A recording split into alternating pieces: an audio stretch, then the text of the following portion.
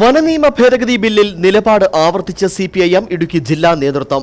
വനനിയമത്തിൽ ചിലർ അനാവശ്യ ആശങ്കയുണ്ടാക്കാൻ ശ്രമിക്കുകയാണെന്ന് CPM ഇടുക്കി ജില്ലാ സെക്രട്ടറി CB വർഗീസ്.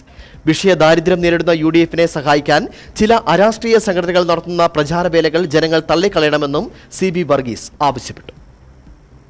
വ്യാപാരി വ്യവസായി ഏകോപന സമിതി, ലാൻഡ് ഫ്രീഡം മൂവ്മെന്റ്, അതിജീവന പോരാട്ടവേദി, വിവിധ കർഷക സംഘടനകൾ എന്നിവയൊക്കെ വനനിയമ ഭേദഗതിയുടെ കരട് ബില്ലിനെതിരെ ശക്തമായി രംഗത്ത് വരുമ്പോഴാണ് CPM-ന്റെ നിലപാട് വ്യക്തമാക്കുന്നത്. വനനിയമത്തിന്റെ കരട് പുറത്തു വന്നപ്പോൾ തന്നെ അതിലെ ചില ഭാഗങ്ങൾക്കെതിരെ ആദ്യം രംഗത്ത് വന്നത് CPIM ആണെന്നും ജനവിരുദ്ധമായതൊന്നും നിയമത്തിൽ ഉണ്ടാവില്ലെന്ന് സർക്കാർ ഉറപ്പു നൽകിയിട്ടുണ്ടെന്നും CB വർഗീസ് പറഞ്ഞു.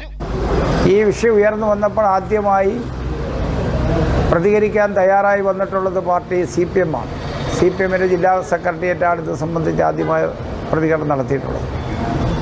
അപ്പോൾ സ്വാഭാവികമായി ഇത് സംബന്ധിച്ച് ചർച്ച ചെയ്യപ്പെടുകയും വിവാദം ഉയർന്നു വരികയും ചെയ്ത സന്ദർഭത്തിൽ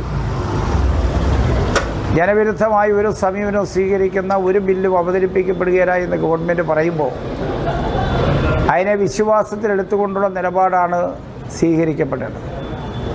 എന്നാൽ വിവാദകനുണ്ടാക്കി വിഷയദാരിദ്ര്യം നേരിടുന്ന UDF-ന് ഉത്തേജകം പകരാൻ വേണ്ടി കേരളത്തിലാകെ ബാധിക്കുന്ന ഒരു വിഷയത്തെ ഇടുക്കി ജില്ല മാത്രം കേന്ദ്രീകരിച്ചുകൊണ്ട് മത സാമുദായിക നേതൃത്വവും രാഷ്ട്രീയ സംഘടനകളും UDF-ഉം എല്ലാം നടത്തുന്ന പ്രചാരവേലയെ ജനങ്ങൾ തിരിച്ചറിയേണ്ടതുണ്ട്.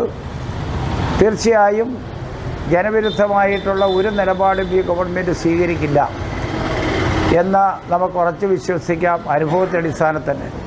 അതുകൊണ്ട് അരാഷ്ട്രീയവാദികളും മറ്റാരെങ്കിലും നടത്തുന്ന UDF-ന് ഊർജ്ജം പകരാൻ വേണ്ടി നടത്തുന്ന ഇത്തരം സമരങ്ങളോട് പങ്കെടുക്കേണ്ടതില്ല എന്നാണ് ഇടതുപക്ഷ ജനാധിപത്യ മുന്നണി സ്വീകരിച്ചിട്ടുള്ള നിലപാടെന്നാണ്.